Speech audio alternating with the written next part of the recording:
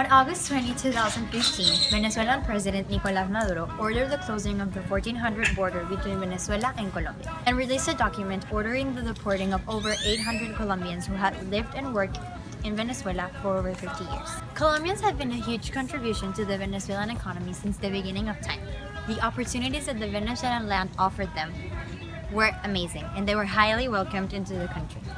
That's where they settled, even with few restrictions, where they couldn't own land or gain citizenship, but still they had easy labor. The current restrictions since the document was released this August include that Colombians are excluded from working, studying, buying, and selling in Venezuela. And anybody who violates these laws will be accountable for their actions.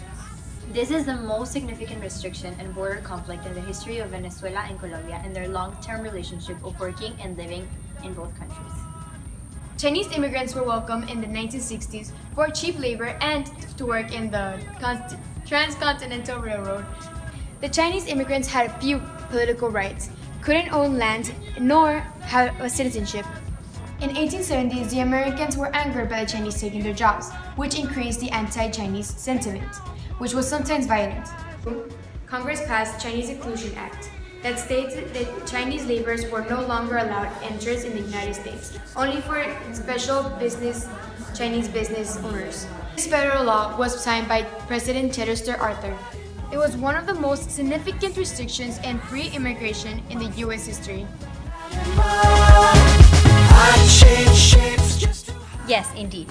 Colombians looked for opportunities in Venezuela to work in the land and progress with few restrictions, just like the Chinese when they first came to America.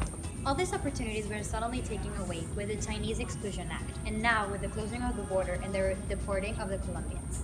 133 years later, we find these situations to be no other than history repeating itself, where the Chinese were treated unfairly by the American government, just like the Colombians are being treated very poorly by the Venezuelan government now.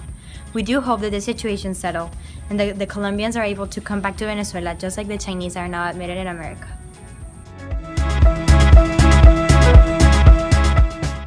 Colombians are gonna put in a reason to stay. No. By President Chester Carter. Angeles can signed by